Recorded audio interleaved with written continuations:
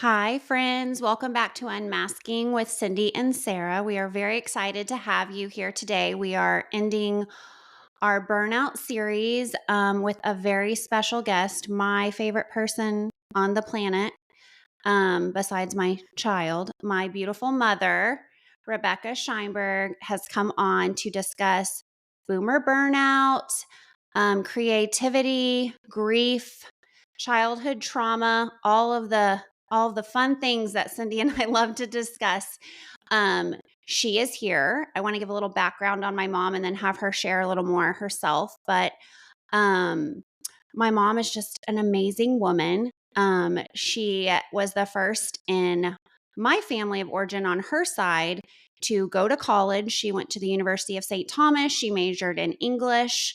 And then as a child, she went back to school to get her master's from Middlebury College, Breadloaf School of English in Vermont. So that was really cool. We got to go visit her. And it was just really awesome to see my mom. She had always wanted to go to Middlebury.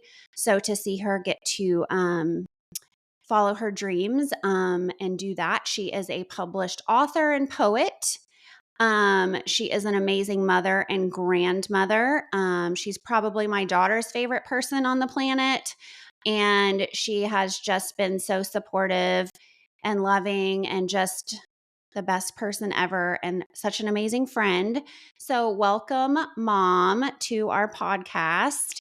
Amazing Um, daughter, and Cindy is totally amazing. I think of her as a daughter as well. So sweet girls love, here. They're lovely, lovely girls.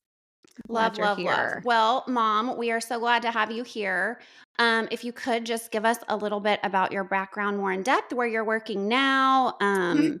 and kind of just a little bit about your story. Do you want me to start like when I was a child? Sure, if you want to start Okay. there. I was the second born of my mother. I had an older sister, and she passed. She had a stroke a few years ago, and she passed. And I there were 5 years between us.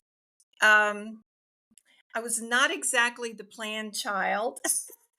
I arrived due to the fact that um, there was no other choice for my mother but to have me. So, she made that pretty clear early on for me that had there been options, that she would have had another option. She really didn't want to have me. Um, I do not blame her for that because she was in a very tumultuous marriage. My biological father had come back from World War II. He was a medic in World War II. He came back with, I guess you would call it PTSD now. He was a paranoid schizophrenic. They said it was from trauma from the war because he was a medic. He was in 5 major battles. He had just had a lot of trauma. So, it was a very difficult living condition for my mother and my sister. And then I was born. And then, as the story goes, I think I was about 3 weeks old. He put his fist through my mother's face, and she had a big Mm. scar here on her head.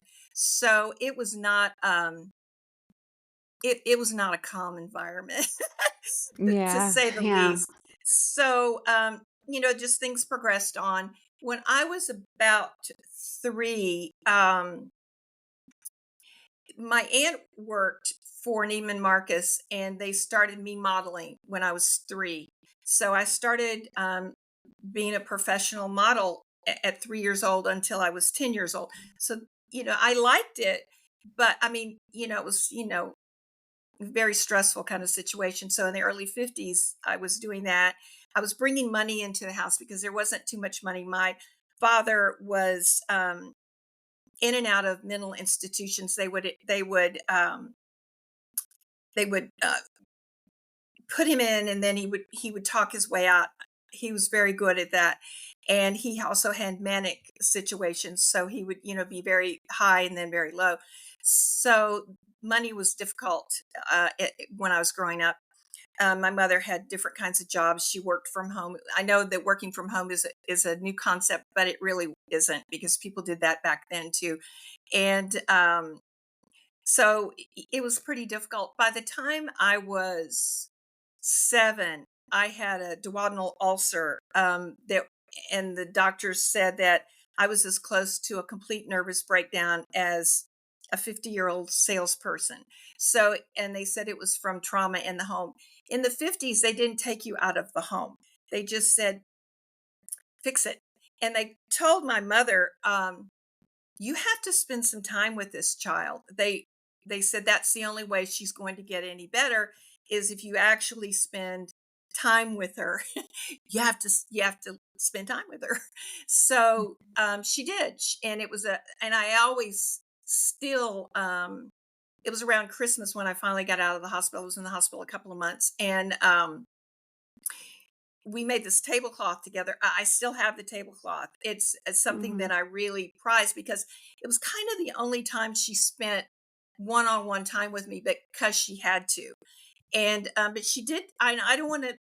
I don't want to cast aspersions, because my mother was very loving and caring. She just had a very difficult situation going on, Mhm. and she did what Mhm. she did the best she could under the circumstances. And my sister,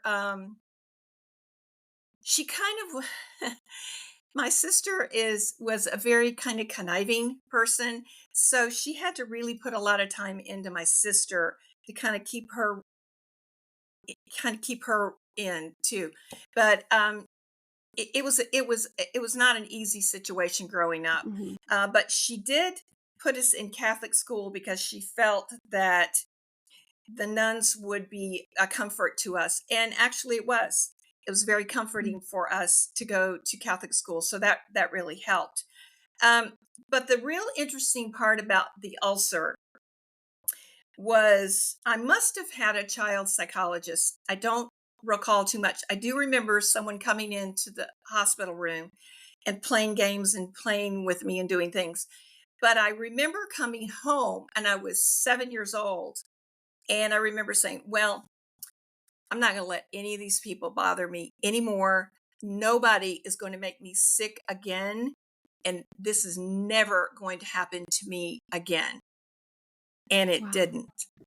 And so I was about 7 when I made that decision, that I was not going to allow whatever I had to do on a daily basis dictate who I was as an individual. And I have to attribute that. I must have had a therapist in the hospital, because I don't think at 7 I could have come to that on my own in 1957 or 58, whatever it was. I don't think Yeah. I would have come to that. But I did make that decision, and truly, that decision to take every day as it came has really dictated my life Mhm. from that point forward. I still continued to model till I was about 10. We still had, terrible situation in the home until I was about 12. And then fortunately, my mother was able to get a divorce, and he was away from the family structure. So things kind of, leveled out when I was about 12 or 13. Things kind of leveled out. But from about 7 on, I said, nobody's going to do anything to me again. I'm Mhm. just not going to allow it to happen. So I don't know where Strong else you want me to. conviction.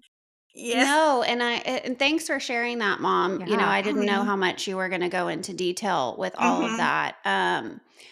But, I think one big part is we forget that children can have a whole lot of burnout too, especially the more Hmm. trauma in the home Hmm. that a child is experiencing. And yes, I know you Hmm. mentioned about being 3 weeks old, and your dad hitting your mother in the face. And yes, you probably don't remember that, but Hmm. implicitly, which implicit means like, Hmm. if you're driving a car, you don't think about driving. It's just something you naturally do. We do have Hmm. these implicit memories Hmm. that we don't really know. We can't really recall exactly why maybe we're reacting a certain way when Hmm. there's a trauma. Whereas an explicit memory, we can recall like every detail of a dream we had or Hmm. when this situation happened. But those for children in homes, even little children, infants, there's an implicit memory there until Mhm, they're about 2 to 3 years old. And so they're taking their environment in. Now, they mhm, may not be able to recall that by the time they're, 3 or 4, but mhm, that's already kind of established, within that mhm, limbic region in the brain. And so I think, from just your entire life moving, till you became mhm, 7 and had that ulcer, your little body was just taking on trauma after trauma mhm. after Mhm. trauma. And Yeah. so, I think one thing to let other parents or, you know, teachers, whoever's listening to our podcast, just people in general, is for children physically, I think is where you're going to see more of burnout start to come up. I mean, I think it's for everybody, but children have such a harder time expressing their feelings and understanding their feelings. So I think a lot of times it comes out in behaviors and very physical manifestations. So thank you for sharing that. Can you tell us a little bit about how you knew something was wrong in your body and how you got diagnosed with that Um, as a child, like in more detail, what happened? well, there were, there are many other instances in the home where there was violence that I didn't mention. There were lots of occasions where there were. I wasn't. I was the child that was completely ignored. So I was never hit, but my sister was beat on a regular basis. My mother was beat on a regular basis. Mhm. There were events where when he was really manic, he would take a knife and he would put it to my mother's throat and different things like that that were, pretty traumatic things. But the interesting part about that was I I was kind of sick. I was in second grade and I was 7 and I was sick. And this teacher that was remarkable was absent that day. Well, I did not want to be in the classroom because she was gone. So I Mm. told the sub I needed to go to the nurse. She wouldn't let me go, and I just kept pestering and pestering. So finally I don't know why this went this way, but she had another girl in the class walk me to the nurse. I must have just really been pitching a fit, I don't know. But I got really angry about that, and I just bolted out of the school and I ran home.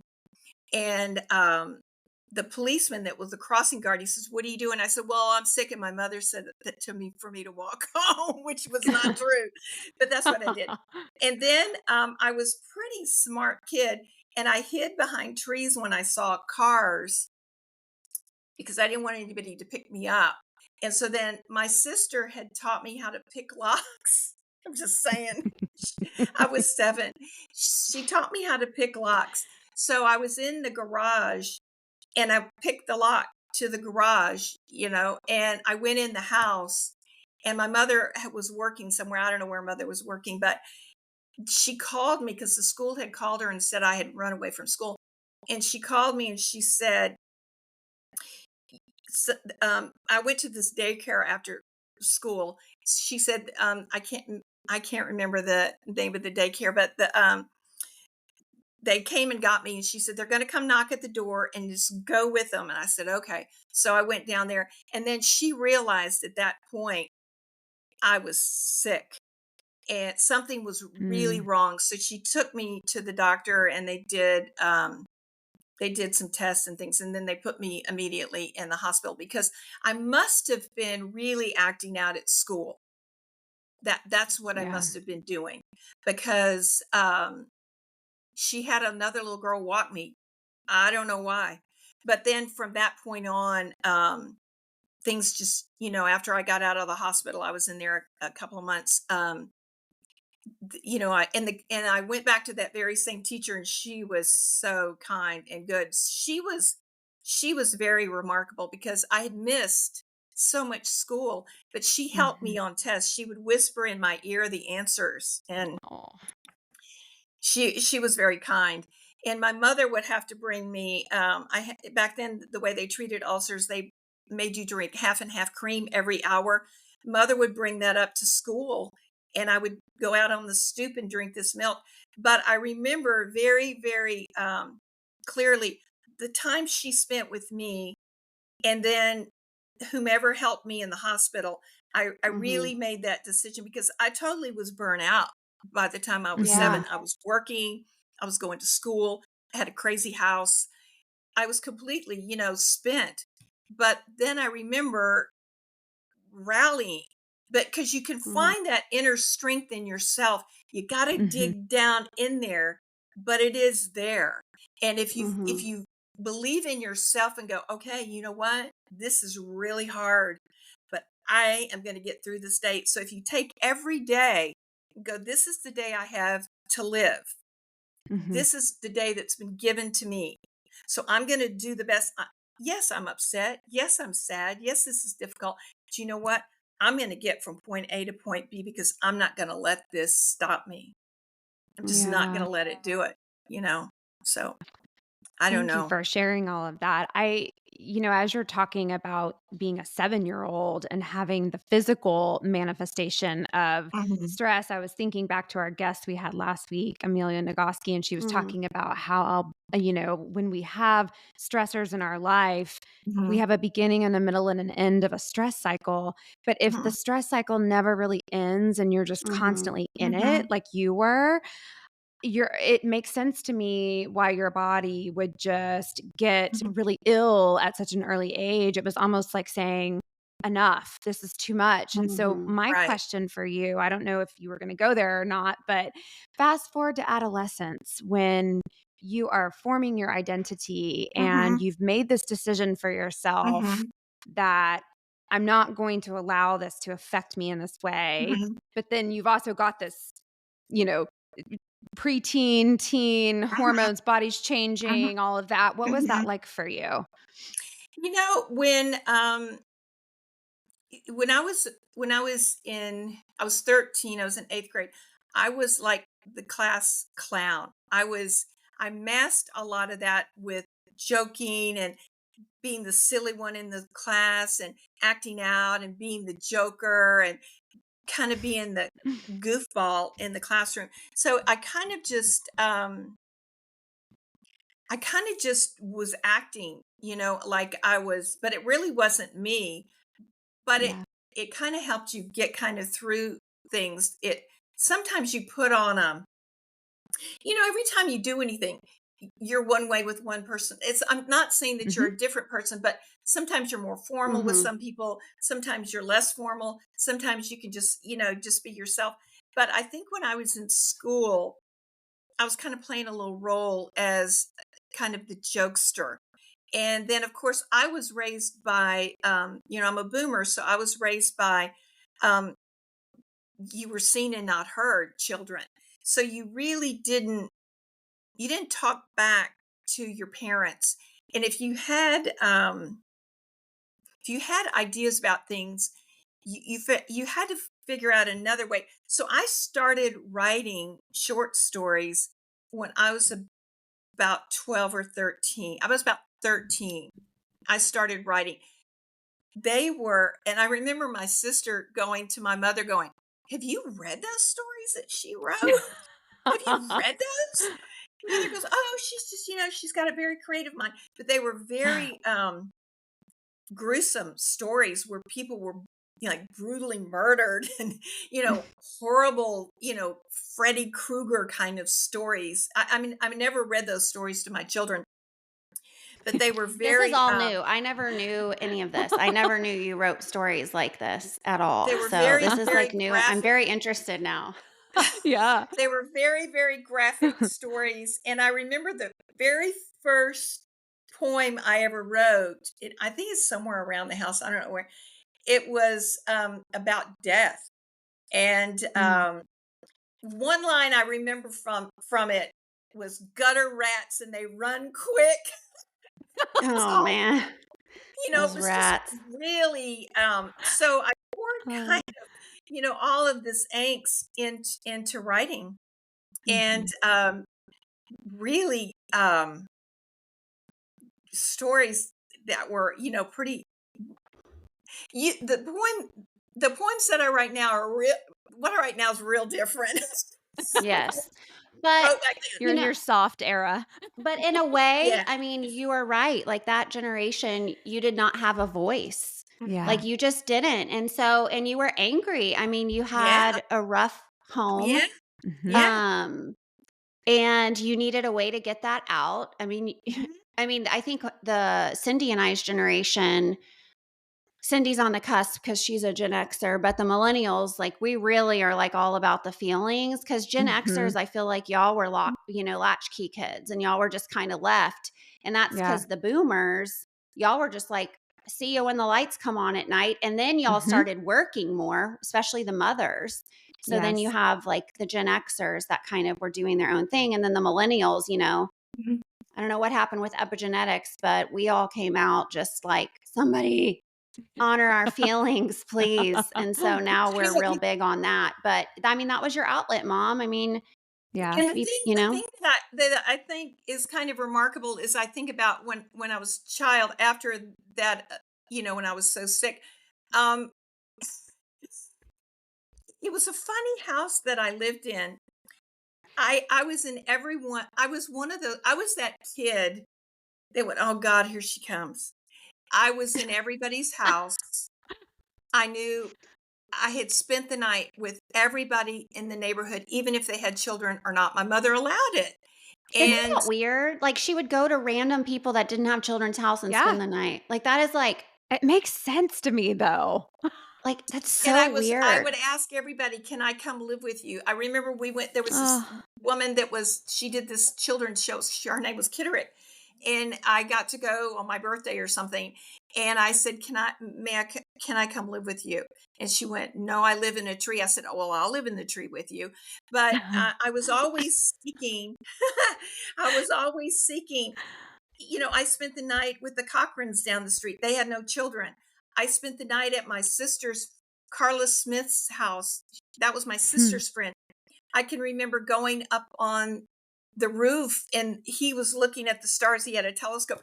I knew what every father in the neighborhood's hobby was. Mr. Smith Wow. he looked at the stars. Um, Diane Matlock's father kept pigeons. Mr. Cochran made jewelry. I knew everybody. I was in everybody's home. I was everywhere.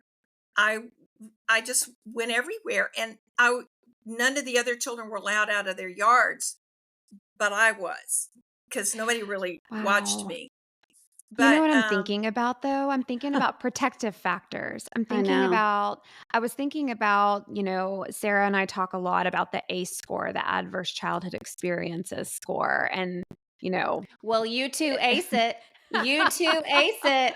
yeah, I'm a B on that. Y'all are full blown A's. we're full blown A pluses. But I always think about that, people with severe or persistent trauma and what is it that makes them the one percenters, the ones that really Mhm. learn to thrive. And it sounds like A, you had protective factors in these people that would allow you into their homes yeah, and into their lives. And then B, you had your creative outlet. So that was an escape for you. Stories were an escape for you, even if they were right. gruesome. Yeah. That's And Yeah. what I it was sounds almost like, at kidnapped. least. And I was almost kidnapped as a child, but in my mind, I got away from him. I remember, I can see the car now. I can see the man. He had a bag of candy. He was coming towards me, and I got away from him. Um, and it was, you know, and then there was another occasion with my biological father, which I should not have gone with him, but I did. And he was real big on taking my sister and I to see abandoned warehouses. He was real big on that. And I remember we went and he pulled up to this abandoned warehouse. He says, "I want you to go into that abandoned warehouse." And I got real firm with him. I was about 11. I said, "You have to take me home right now. My mother is waiting for me. Now you have to take me." And I was extremely firm about it. Now, I'm not saying that that always happens, but he took me back.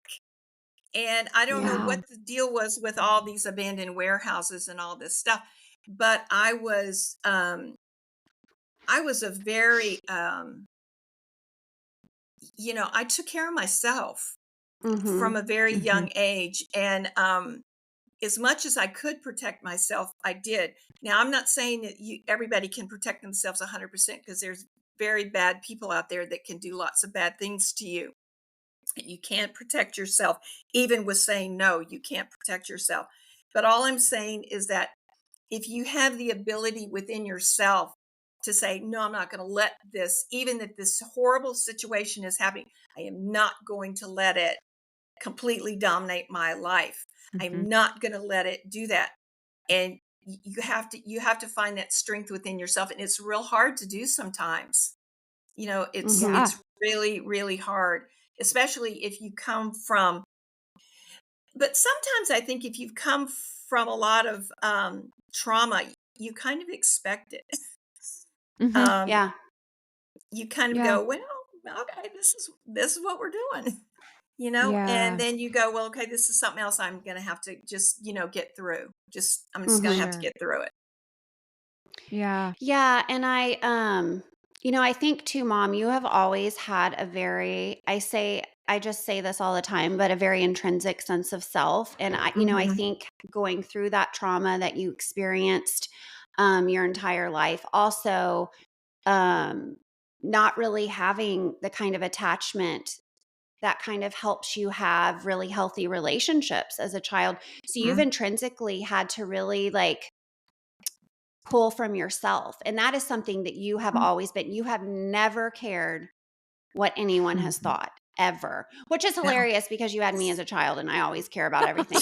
But you never have cared. You have 100% been authentic to who you are. Mhm. And I love that about you because in my own therapy, when I talk about you and then I talk about my relationship with my grandmother, your mother, it was very different for you. I was extremely close with her. She was very Yes. different at She's that point. extremely loving and caring to Sarah. Oh my God, she Yes. adored her. But she was Hmm. also very, I think, from the trauma in the home with your dad too, she was very fearful and scared. She almost had agoraphobia. Like we never really Yeah. left the Yeah. house when we stayed there. And she would tell me these little things and I would get anxious and worried. Mhm. And I was telling my therapist about the difference between you and her and how Mhm. my relation, and I was fearful of a lot of things. And I said, I don't want that for my own child. And she's like, well, who would you want your child to be more like? And I said, well, of course, my mother, because she's unapologetically herself. She's like a wild stallion. I remember Mimi would even say that to people, you will never change Becky. Like that is who Becky is. Becky is Mhm. she is who she will always be. And that I think just sometimes, pulling from what you have on the inside intrinsically is how you survive these things because you can't rely on anybody else. You've never been allowed to. So you have to survive from that Yeah. space. Yeah. I would say to someone who is struggling with perhaps a situation that is very, very difficult, that is very hard to, Yeah. I would say to try to find something that will bring joy to you and Mhm. something that is a light. If that's just, drinking a really cold drink, or if that is getting a Coke and pouring it in, if whatever it is, if that's Yeah. watching Netflix and binging on Netflix, then do that. I would say that you are worth doing something for yourself. And I'm not saying that you need to be, you not take care of your family, you're not take care of things that you need to take care of, but to just, you are worth that moment of peace for yourself. And to try to it's hard to find peace in yourself, Yeah. because life is very difficult and things come at you every day that are difficult. I don't know if Sarah, I worked in the Houston Independent School District for a long, long time, and I went into administration, and then they dissolved the department I was in. So after 25 years, then that job was gone, and I'm like, wait, I'm 60 years old. Wait, what? Yeah. No. So I kind of had to reinvent myself. But I tell you what I did with that. If you're ever in a situation, you apply for a job every day. Doesn't mean you have to take those jobs. You Mhm. apply for a job every day, and you just keep pushing yourself forward, and just at some point you'll get over the hump.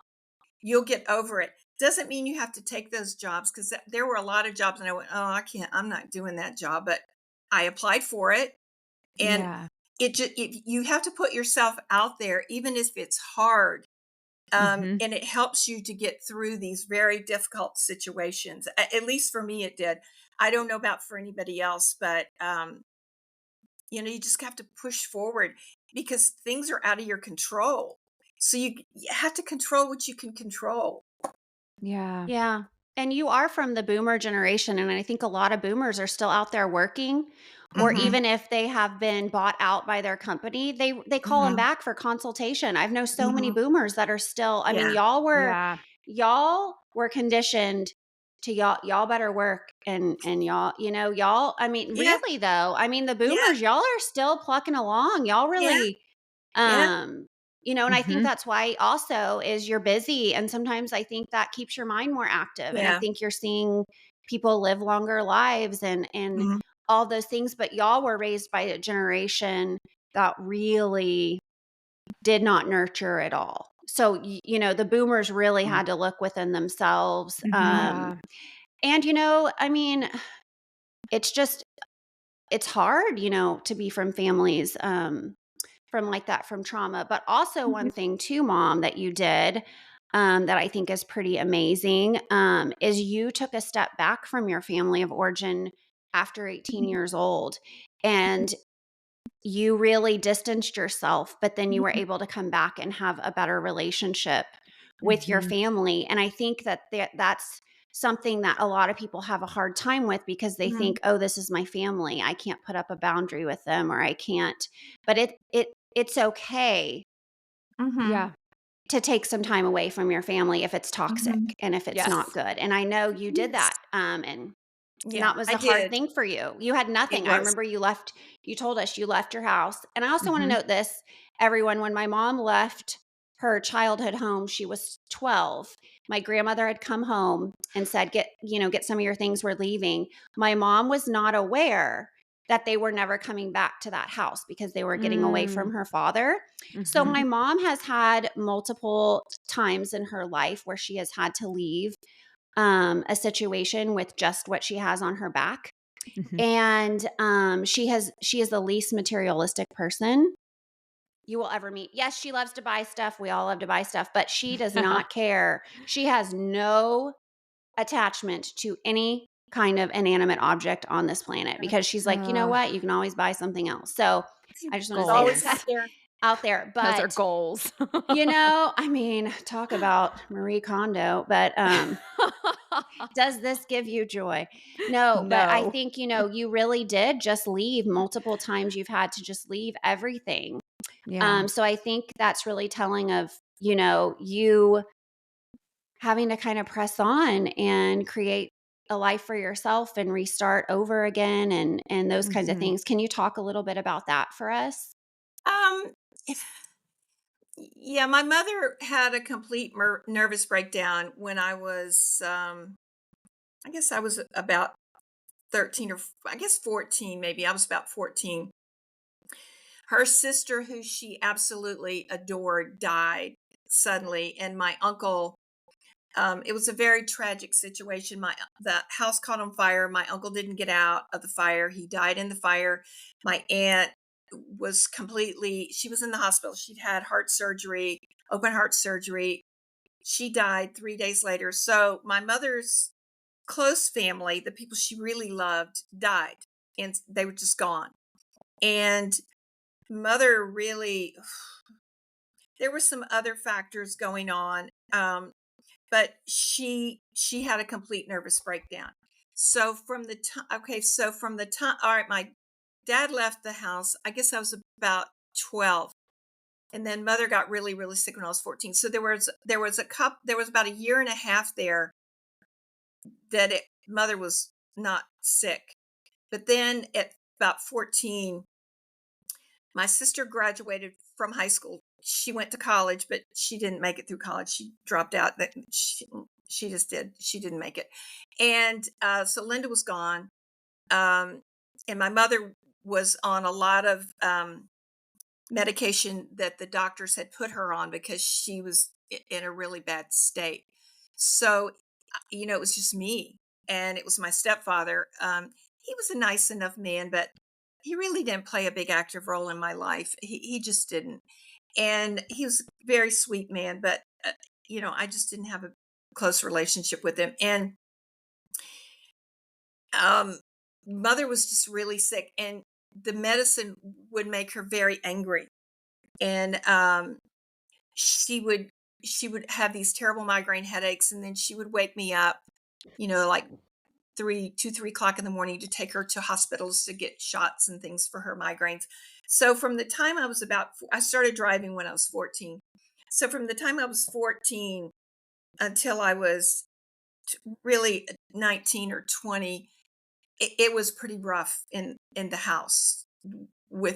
Mother was very sick. So when I was going to school. I was in my junior year of college, and I was getting ready to go to school, and I was coming down the stairs, and she said, "Well, you're not going to school today." I said, "I have to go to school today. I must have had a test or something. I don't know, whatever it was." She said, "Well, you can't go to school." I said, "Well, I have to go." And she got this gun, and she was waving it around. I thought, this is nuts. Okay, I'm not doing this anymore. So I walked out of that house, and I did not come back until let me see, when did I kind of rekindle with them?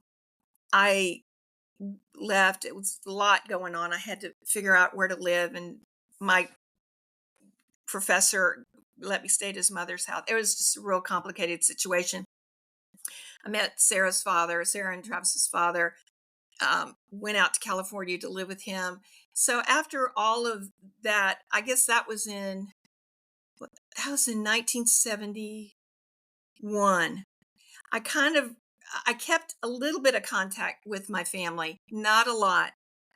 And I finally kind of rekindled with them in about 1974. So there was a big gap in there. I just had to be away from it. Mhm. I would call my mother. We lived in California. We didn't have a phone. It was back in the time, Mhm. you didn't have phones all the time. We didn't even have a house phone. The children's father and we were kind of like hippies a little bit. He was an artist, and, I was a ballet dancer back then. I mean, it was just all, I was a writer, it was so artistic. Here we are. But it was about 74, and my mother had kind of rallied, so things were better. Things were better, Mhm. and she was more herself again. So when the children came along, she was 100% herself again. So she was a phenomenal grandmother to my Mhm. daughter. Great, beautiful. She just adored the children. She adored all her grandchildren. She was very good to all of them. And although she always had a little distance with me, Hmm. she always Mhm. she always had a little bit of a distance. Like, it would, when I was away working on my graduate studies, Sarah stayed with her. She would take Sarah to buy a birthday present for me, because my birthday's in the summer, but she wouldn't buy one herself. Like, she wouldn't buy a card. She let Sarah buy a Huh. card to send to me. The mother wouldn't buy me a card. So there was still that distance for mother. But I never really blamed mother about it. I don't think any of it was her fault. I didn't have any animosity towards her. She was a victim of the times. She was very Mhm. sick, and she did rally. So she kind of rallied too. But I had to, I had to kind of, I lost everything then. I didn't have anything except for the clothes on my Mhm. back again. When I left, I was 20, and I had to, people gave me clothes and things like that, but they're just clothes. There's so many. You could go to the store now and buy as many pairs of clothes as you want. If you lose everything, there's more stuff out there. Mhm. You can get a job. You can get 2 jobs. I've worked 3 jobs before. You can get a job. You can do this. Is it easy? No. This stuff is not easy, but I'm telling you, you can get through it. You just have to put one foot in front of the other and go, this is a really hard thing I'm doing, but I know I can get through this. If I just put one foot in front of the other and I just keep focusing the end goal, I can do this. I can do this. I don't know. That's just always been kind of the way I've looked at things. Such a compassionate response. I was just sitting here thinking, like, had you have been like extremely self-critical, I don't know if the outcome would have been the same, but it was almost like you had this like inner coach or something that was helping you along the way. And I wonder when Sarah and Travis were younger, I know Sarah tells me the story all the time about how cool it was to have a mom that was like studying and getting her graduate degree in like another place, and she got to go and visit you. And I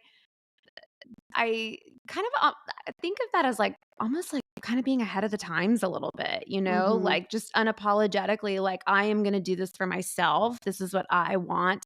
This will better me as a person, and nobody can ever take that away. And I wanted to ask you about recognizing burnout in the motherhood stages, like when Sarah and Travis were little. Um, Sarah's chuckling over here. But were you able to recognize that because you had already been through so much adversity, or did it kind of sneak up on you because you were also a high achiever? Um, it was interesting because it was different for with each child, because Travis, there was so much trauma at his birth. He was premature and there was a lot going on. So when he came home, um, I didn't think I could do it. I mean, I remember sitting there. I have journals that I wrote in like letters this big. I can't do this, and I remember Yeah. thinking, oh my God, because I was trying to breastfeed. That did not work out. Do not feel bad if you cannot breastfeed. Just go to the No. bottle. Your children will be fabulous. They're okay. Trust me. And, it was just, the way I kind of I did call my sister and I said, you have to come out here because I can't do this. She Yeah. did come out and help me. If you can reach out to someone and say, I need you, I need a physical body here to help me, Yeah. don't feel bad about doing that, because it doesn't make you less of a person. It doesn't make you weak. It makes you a human being. And it makes you know that you have a breaking point. And if some other human is there with you, you can go, oh, God, this is so hard. Yeah, it is hard, isn't it? Yeah, it's really difficult. And you go, well, let's try this. And here, let me hold the baby for a minute, or just put the baby in the crib for a few minutes. Don't feel bad about putting the baby in the crib. They're not going to get hurt. They'll be fine in the crib. Put the baby in the crib. Put the baby in the seat. Go take a bath. Whatever you have to do. There was one time Travis was little. I couldn't get him to sleep. Back then we didn't have a lot of the equipment that you had now. This was in 1979. I put my foot out of the bed. We had a water bed, honest to God, but we had a water bed, and it was one of those old kind of water beds too, that's kind of Hey. sloshed all around. Hey, we're so cool. And I put the swing would hit my foot and bounce him back to keep him sleeping. And I thought, well, I can do this. He can hit it's okay. So you know what? Do whatever you need to do. Put the Yeah. baby in the crib. Put the baby in the seat. Have a friend come over. You can put the baby in the crib and walk in the other room. Nothing's going to happen. That kid can't climb out of the crib at that age. They can't do that. Now, when Sarah was born, things were a little different. Travis was very hyperactive. Um, we were living in my in-laws' house that I didn't like. We had a friend of the children's father living with us. He was estranged from his wife. It was all good. It was all good. But I didn't have a lot of burnout time with Sarah. Sarah was a remarkable baby. Now, Hmm. Yeah, thanks, Mom. she was remarkable. When she was born, I remember saying, "Well, this is my gift from God." The minute she was born, I Hmm. thought, this is a joy." And she was a really good baby. She would go to sleep at 7 and wake up at 7. Her brother was not like that. Oh. He never slept, you know, but Sarah was a really good baby. But, you know, Sarah had this unfortunately, from a very young age, she had this very sick brother that she had to help me with. Mhm. And she was around some other little friends that were a little bit older than her. So she kind of played with these kids that were a little bit older, like 2 years. Taylor was 2 years older. Um, Nicholas was 4 years older, and they would all play with Sarah. And she was right in there with them. You know, she was right in there with them, and she was a real. And I tried to do things, you know, to help her away from. And I think my mother was real instrumental in that too, because she would see things were pretty difficult over there. You know, Travis was sick quite a bit, so she would take Sarah. And I didn't have a lot of burnout with Sarah. I did with Mhm. Travis, and the way I handle it with Travis was I would reach out to people to help me. Yeah. With Sarah, I didn't have too much time. I was working. Mhm. Um, you know, I had this other child that was a lot sick in the hospital a lot. He had to go have blood tests every week. We had to go have all kinds of blood work done, and he had to have all kinds of stuff done all the time. There were seizures happening all the time. There's a lot going on. Mhm. So, but Sarah she was a very quiet. Now she had her moments, you know, she would get upset about Yeah, I'm something. like, She had her moments, but for the let's not put me most on a part, pedestal yet, Mom. for the I mean, she did bite me one time, but you know, for the most Oh. part, Sarah was she was just aware of things very early on of Mhm. what the situation was. She was aware of it. Mhm. And Yeah. I didn't have too much burnout with Sarah. I did with Travis, but got his first child too, and I was just like going, Yeah. ah.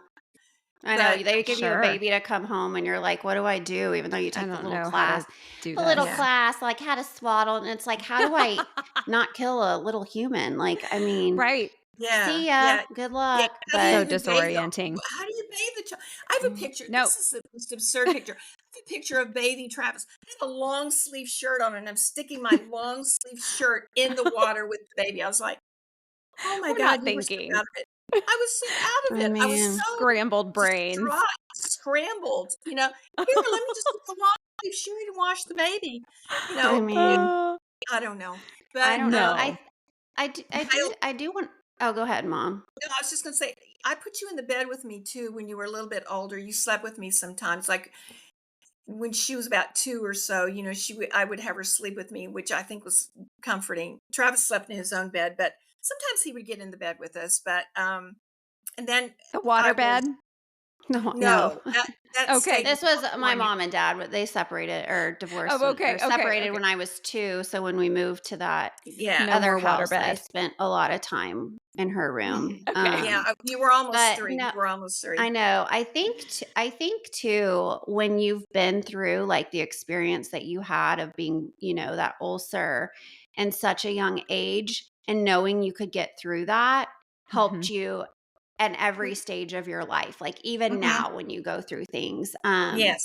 Because you've had a lot. I mean, it's not like, at 12 you moved out and then it was like, oh, now we're a Norman Rockwell family. I mean, it No. has been consistent. Like I joke with Cindy that we're in the good place all the time. Like all of us are just, we're Truly. there, guys. This is the good place. It's always one Yeah. little thing you have to do. But Yeah. I think that that's how you get through it. And I think that experience for you was so powerful, Mhm. that is why you have been able to get through a lot of Mhm. the other things, Yes. particularly too not having that attachment. Because I always have parents like that come in and talk to me about their own children or their own upbringing and then their children, and knowing that, and Cindy and I've had this Mhm. conversation, and knowing that you can as a parent change your attachment style through your children. Mhm. Like you can Mhm. become secure with your children, even though you might not have a secure attachment with your own parents. There was no violence growing up from you with us. Like we never had, that was not, you were very adamant about not disciplining us with any kind of physical treatment. And so we were, now we knew when mom got her look, but we knew, but like you were very loving and you would Yeah. talk through things with us. Mhm. I mean, I did get, I was pretty sensitive and, sometimes that had to be shut down a little bit.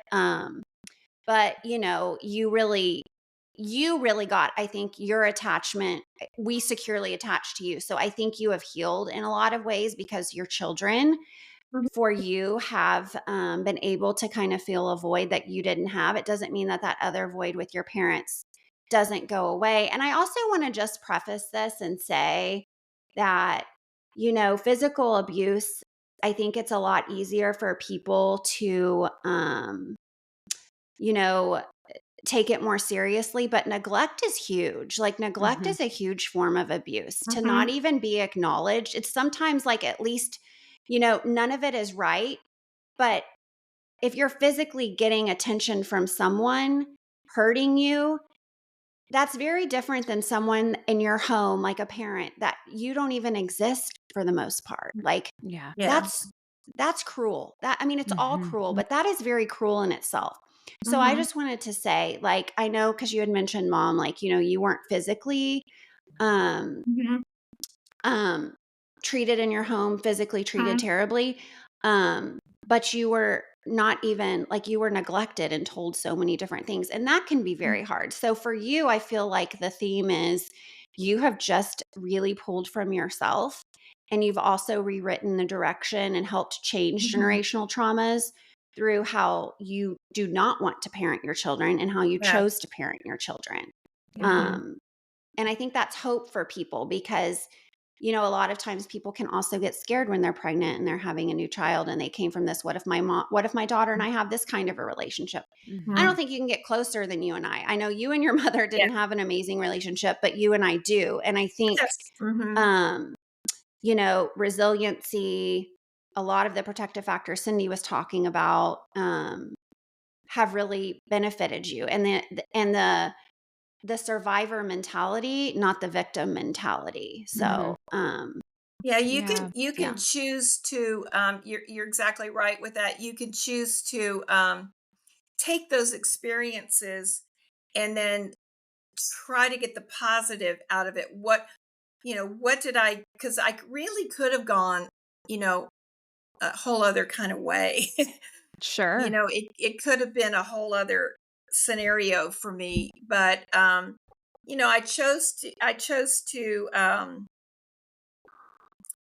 just wanted to go forward. I didn't want to be like what I saw around me.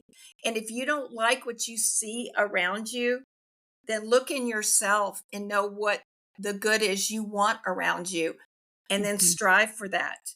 Because if everything you see around you is not what you want, you you can you can fight to get out of that. And it's not Mhm. easy to do that, but you can find people that will help you to get out of that.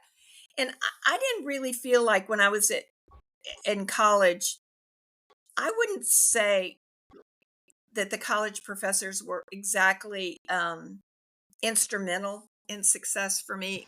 I wouldn't say that because they were pretty hands off. They most of what I did, I had to kind of strive it for myself, because don't think that there's going to be everybody out there's going to support you, because they're not. They're not. Mhm. If you can get one person that's going to give you some positivity, well, then hang on to that one person, because there's going to be more out there that aren't than Yeah. are. And you can't fall into, well, if they all think that, that must be true. No, that isn't true. That's what they think. Don't let what they're thinking get in your head. move it forward and go, well, I can't be around this.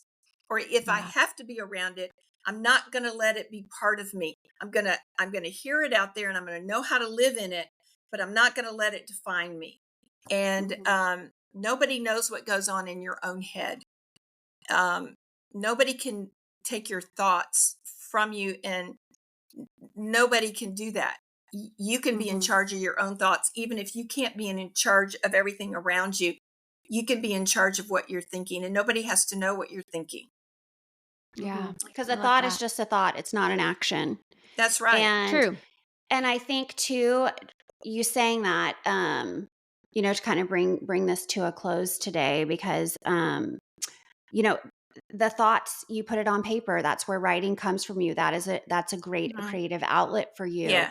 And I know Cindy had mentioned you going to grad school, and that was such an amazing example, because I went back to grad school. I mean, I didn't have Olivia yet, but I went back to grad school, and I remember meeting different people throughout my life saying, well, I couldn't do that because this happened, or I couldn't. I was like, my mom went to grad school. She had 2 kids. Wow. I mean, like, she worked during the year. She made it work for herself. Like, I don't have a lot of, I don't take those excuses, because you can always find a way. You have taught me that you can always find a way to follow your dream. And you also, another thing I want to say real quick is, my mom always said, at the end of the day, you're still Sarah, you're still Cindy, you're still whoever you are. So yes, you might be mom to someone, or someone's wife or friend or whatever, but at the end of the day, you came into this planet as Sarah. You came into this planet as Cindy. So honor that for yourself.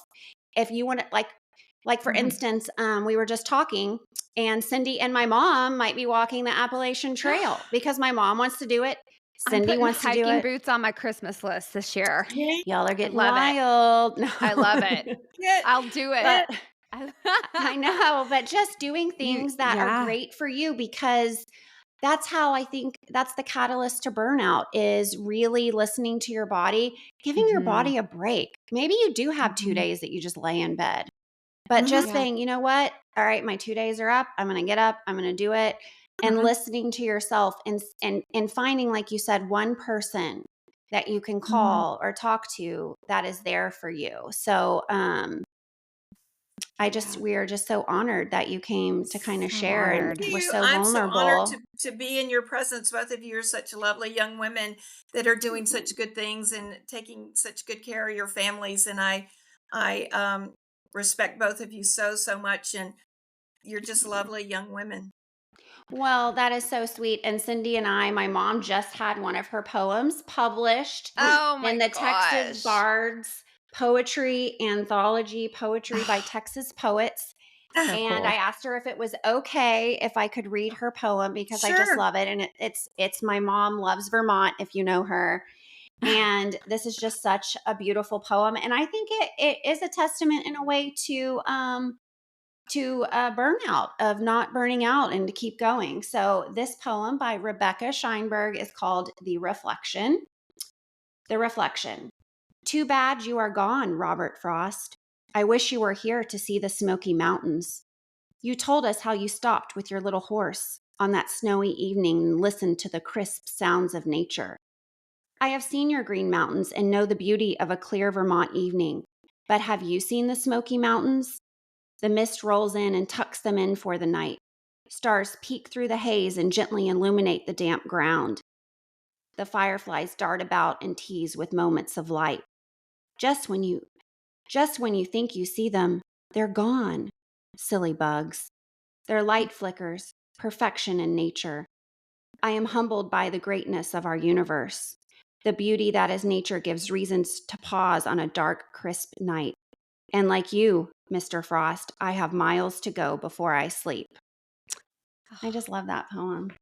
I love it, Mom. It gives me tinglies all through. I mean, seriously, full body chills over here. It's a beautiful poem. But we do. What a We all gift. have miles, just like Robert Frost said, we all have miles to go before we sleep. So get on the road. Get on the road. Get Well, some hiking Mom, boots. I know.